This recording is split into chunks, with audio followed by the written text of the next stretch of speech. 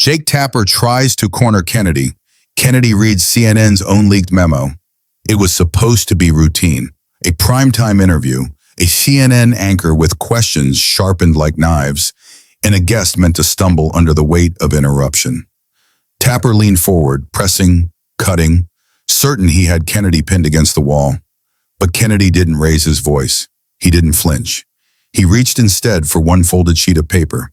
CNN's own words. A leaked memo written by the very network that was trying to corner him. And when he read it aloud, the studio fell into a silence no camera could hide. And that silence was only the beginning. Stay with us. And if you haven't yet, hit subscribe, because what happens next changes everything. The set was dressed as it always was, polished desk, glossy lights, the CNN logo glowing red against a dark backdrop. Everything about it carried the weight of authority, the kind meant to signal control, to remind viewers that the host, not the guest, owned the room. Jake Tapper sat forward, posture rigid, his expression already skeptical before the first question left his lips. It was a stance perfected over years of interviews. Eyes narrowed just enough to convey doubt, a pen tapping lightly against his note cards, as if waiting for the first misstep to underline. Kennedy entered quietly, calm, carrying no binder, no stack of research papers. Just a single folded sheet tucked into the inner pocket of his jacket. He placed nothing on the desk, his hands folded calmly in front of him, his demeanor less that of a politician on defense, and more of a man waiting for the storm he already knew was coming. The producers in the control room expected what they always expected. Tapper would press hard, interrupt often, push Kennedy into long, defensive explanations that could be cut into clips for later broadcast. A guest rarely controlled the CNN stage, and never for long. The first question came sharp, almost accusatory. Mr. Kennedy, you've made claims about this administration that even members of your own party have called misleading. Isn't it true that your rhetoric is designed not to inform, but to inflame? The gallery of staffers watching from off-camera straightened in their chairs. They had seen this play before. The guest fumbles. The anchor doubles down. The clip is cut for replay by morning. Kennedy didn't take the bait. He didn't stammer. Didn't rush. He leaned slightly forward, his voice low, deliberate. Jake, he said, misleading words can come from anywhere, including this network. Tapper blinked. It was not the defensive denial he had prepared for. He pressed harder. We hold ourselves to the highest standard here. If you have an accusation, make it, but don't slander without facts. Kennedy's hand moved calmly to his jacket pocket. He drew out the folded sheet, creased from careful handling, and placed it on the desk. He didn't look at Tapper when he unfolded it. He looked at the camera. This, Kennedy said evenly, is a memo circulated by CNN's senior editorial staff, instructing anchors how to frame coverage of my campaign. It was never meant to leave your newsroom. But it did. The set seemed to still. Tapper's eyes flicked toward the paper, then back at Kennedy, his jaw tightening. That's absurd. You can't possibly... Kennedy cut in, not with volume but with precision. He read the first line aloud, his voice steady. When interviewing Kennedy, emphasize unelectability, discredit policy as fringe, and if pressed on specifics, pivot to questioning his credibility. The words landed like stone in the silence. Staffers in the wings exchanged glances. Producers in the control room leaned toward their monitors. The script of the evening had been ripped apart in less than a minute. Tapper tried to recover, forcing a chuckle. That could be anything. We have thousands of documents, drafts, notes. Kennedy raised the page slightly, the CNN letterhead visible under the lights. It is signed, he said quietly, by your managing editor. The silence grew heavier. Not the silence of agreement, not yet, but the silence of a stage suddenly stripped of control.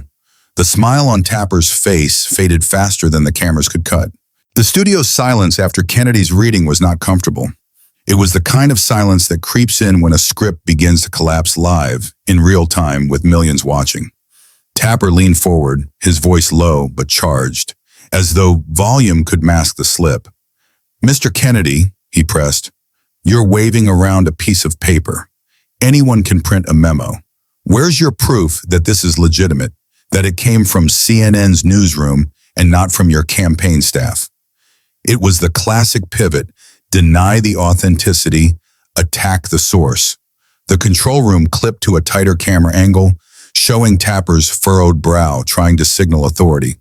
The playbook was in motion, but Kennedy wasn't playing by the rules. He tapped the document lightly with his finger. "Jake," he said calmly, "your own staff knows this is real, which is why no one in this building expected it to ever see daylight." Tapper's jaw tightened. "You're deflecting. Show us more than a headline scribble. Prove it." Kennedy didn't argue. He unfolded the sheet further. The camera caught more text, dense paragraphs underlined in pen. And then, in the middle of the page, Kennedy read again. "Anchor guidance. In the event Kennedy cites constitutional precedent, interrupt early, reframe discussion toward conspiracy theorist narrative. Reminder, goal is to undermine credibility, not engage substance." The words cut deeper than the first line. This wasn't just framing. It was strategy, cold and deliberate, instructing journalists to sidestep substance altogether. The gallery of staffers off camera shifted uneasily. A producer's voice came through Tapper's earpiece. "Move him off it. Pivot now, Stett." But Kennedy wasn't waiting for permission. "You asked for proof," he said, eyes steady on the anchor. "This is not scribble. This is instruction. Your instruction." For the first time, Tapper interrupted sharply, almost snapping. "That's nonsense. We don't tell anchors how to think. Kennedy's voice sliced through, calm but unyielding. "Then explain these words, Jake. Explain why your own network prepared talking points not to debate me, but to dismiss me." The interruption backfired. Instead of regaining control, Tapper found himself on defense. His hand gripped the pen tighter, his tone growing clipped. "We're a newsroom, not a campaign war room. If there is any such document, it could be a draft. It could be misinterpreted." Kennedy leaned slightly closer, his voice quiet enough to force the room to still again. "Or it could be exactly what it looks like. A network deciding not to inform the public, but to manipulate them." The silence that followed was thicker than before. The control room's camera cut showed Tapper's face, eyes narrowed, lips pressed tight. But the image only amplified the imbalance. For the first time, the anchor looked cornered, and Kennedy hadn't raised his voice once. It wasn't Kennedy's words that stung. It was CNN's own voice, played back against itself. The memo already carried weight, but Kennedy wasn't done. He knew the duel wasn't just about paper in his hand. It was about turning CNN's own broadcast record into a weapon they couldn't deny. Slowly, almost deliberately, he reached into the folder again. This time, instead of another sheet, he pulled out a small transcript clipped at the top. "Jake," Kennedy said evenly, "you want proof? Let's talk about your own air." Tapper tried to interject, but Kennedy raised the transcript just high enough for the camera to catch. "On March 12th, your program," he said, "aired a segment titled Kennedy's Constitutional Fantasies. Do you remember what your guest said that night?" Tapper hesitated. The control room cut to a close shot of his face. His eyes narrowed, searching. "We have dozens of segments every week." "I don't memorize." Kennedy cut him off, his tone calm, surgical.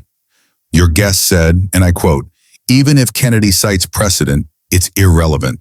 The job of the press is to keep him in the fringe, not to dignify him with serious debate.'" The words rang out across the studio. Reporters in the gallery stiffened. Producers in the booth scrambled, whispering into headsets.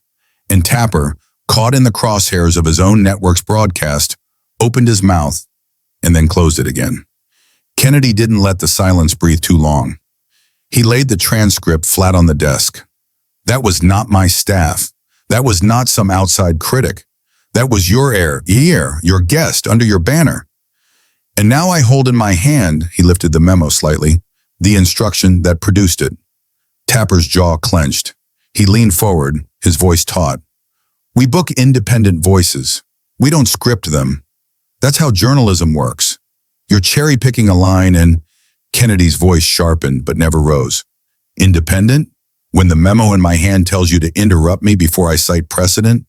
When your guests repeat that instruction word for word on live television? That's not independence, Jake." That's orchestration. The blow landed. Tapper's pen stopped moving. His hand, which had been tapping against the desk moments earlier, now rested flat, still. His eyes flickered, not to Kennedy, but to the paper. The memo and the transcript side by side, visible to the camera. The contradiction was alive, undeniable. CNN had said one thing to the public: independence, fairness, neutrality. But its own documents and broadcasts revealed the opposite. And Kennedy had dragged that contradiction into the light, line by line, quote by quote. For a long beat, Tapper said nothing. The control room cut to a wide shot, perhaps hoping to diffuse the tension with a distance. But even in the wide angle, the scene was unmistakable.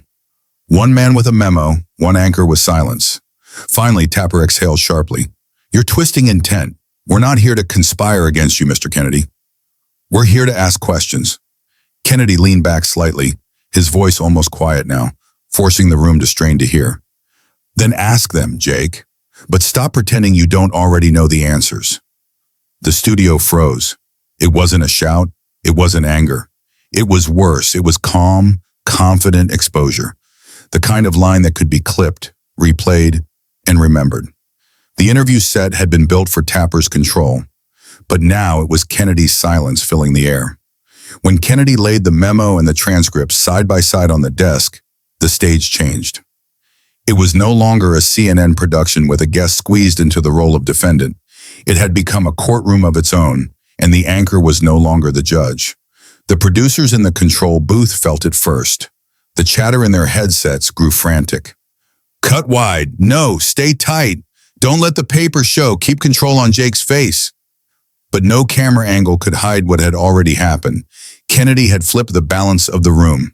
Tapper leaned in, trying to claw it back. His voice carried force, but the strain was there. Mr. Kennedy, you're accusing a major news network of conspiracy because of one internal memo and a guest's opinion. That's not proof, that's paranoia. Kennedy didn't move. He didn't blink. His hands rested lightly on the desk, his voice quiet. The kind of quiet that demanded the room lean closer. Paranoia, he said slowly, is believing the public won't notice when your words don't match your deeds. I'm not accusing, Jake. I'm reading. The audience in the studio gallery reacted before Tapper could. A faint murmur rippled through them, a sound of recognition. Not applause, but the sharp intake of breath that comes when truth has been laid bare. Even the cameras caught the shifting faces, eyebrows raised, mouths pressed tight, the unmistakable signs of doubt spreading through people who had arrived certain of one outcome. Tapper tried again, his voice sharper, faster now. Reading? You're cherry-picking documents without context. Without context, anything can be twisted. Kennedy slid the memo an inch closer to him. Then read the context, Jake. The full page is here.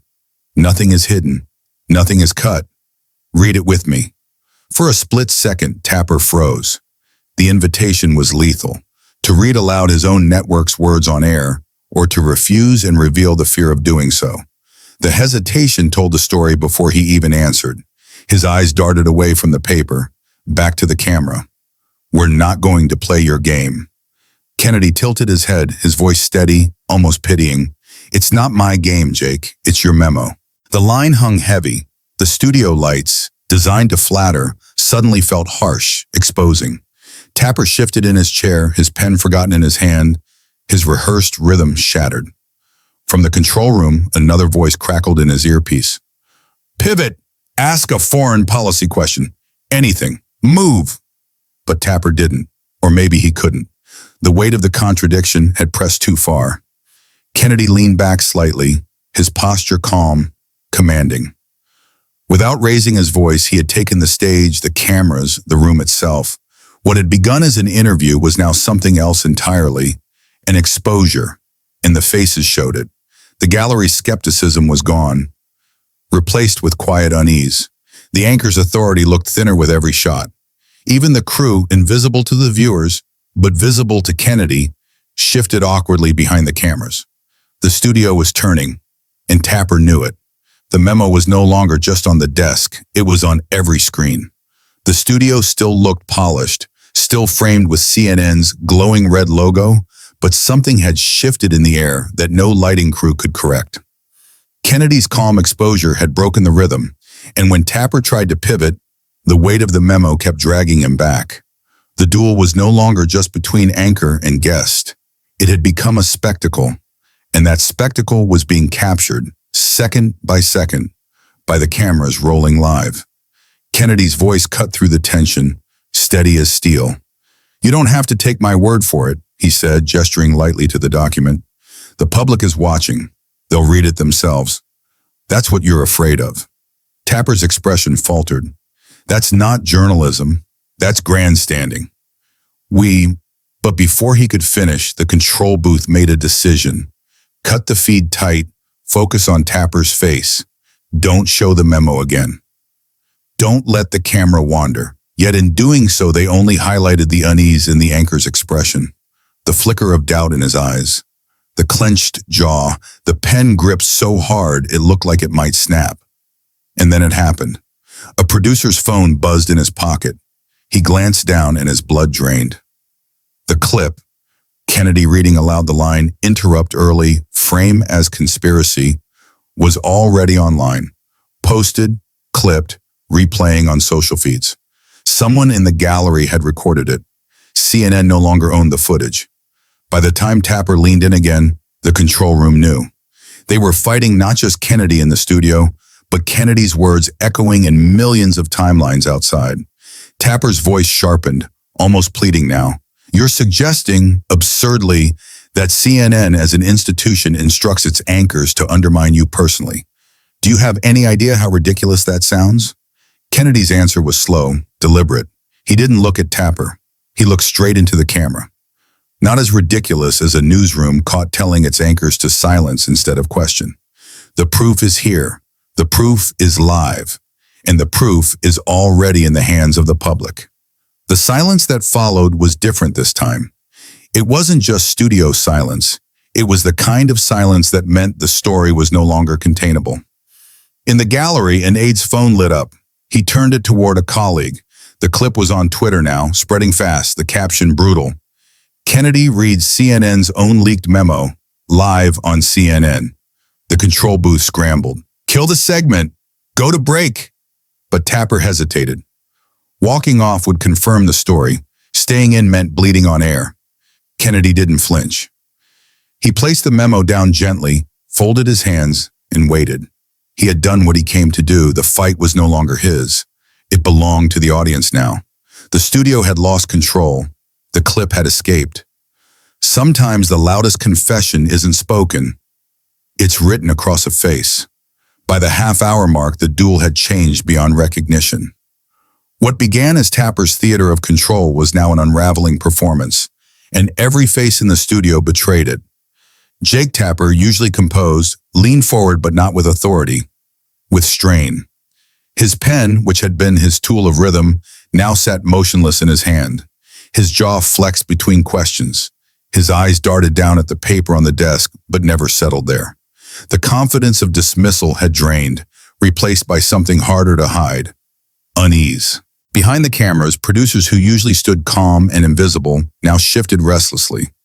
One rubbed his temple, another whispered too loudly into a headset, "Do we cut to commercial? We can't let this keep rolling." The crew, trained to keep their movements invisible, were suddenly part of the story, their nervous glances, their stiff posture, proof that control was slipping. In the gallery, the faces told the rest. Staffers who had walked in smirking now leaned forward, brows furrowed, eyes flicking between Tapper and Kennedy. Even reporters accustomed to watching others stumble on this very stage sat with pens paused, as though uncertain what narrative to write. Kennedy, by contrast, sat motionless. He didn't smirk, didn't gloat. He simply waited, hands folded lightly, eyes steady.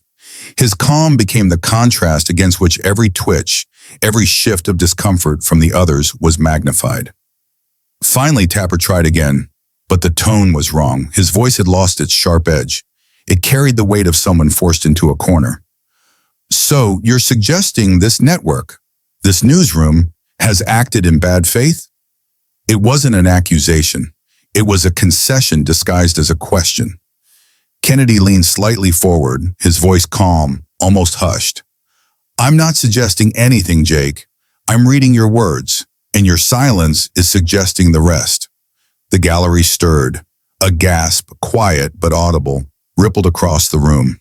Even the control room heard it in their monitors. For the first time, the admission wasn't in Kennedy's hands. It was in Tapper's pause, his silence, his refusal to deny what he could not. A justice had once said silence can be the strongest evidence. Tonight it was written all over the anchor's face. Tapper's eyes flicked toward the cameras, as if searching for escape. His lips parted, but the words faltered. We bring tough questions, Mr. Kennedy. That's our job. Kennedy's reply landed like a final nail. Then ask them, Jake, but stop pretending you're not afraid of the answers. The studio froze again. This time, even the crew stopped moving. The battle of interruptions was gone.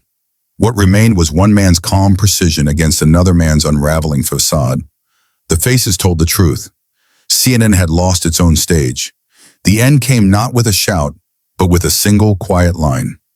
Kennedy sat back slightly, the leaked memo folded neatly on the desk between them. He didn't wave it anymore, didn't need to. The words had already been read, the contradiction already exposed. Tapper's eyes lingered on it, but his hand never reached forward. For nearly 30 minutes, the anchor had tried to press, to corner, to control.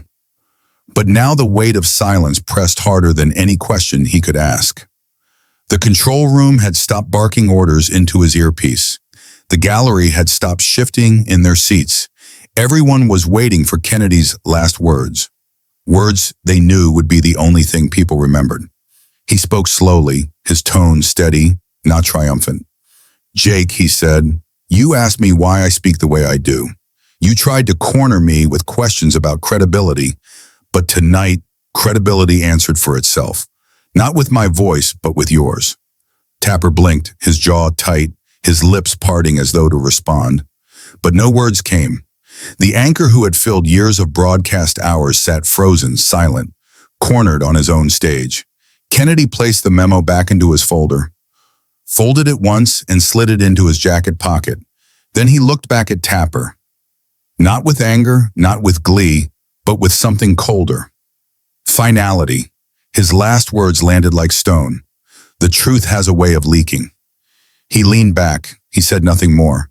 The studio, built to amplify voices, now felt crushed beneath the weight of silence. Even the cameras, still rolling, seemed to hesitate. The duel was over. The interview had become an indictment, and Kennedy walked away not with applause, but with the kind of silence that told everyone watching. The anchor had lost. Was Kennedy right to expose CNN on its own stage? Or did he cross a line? Tell me what you think in the comments.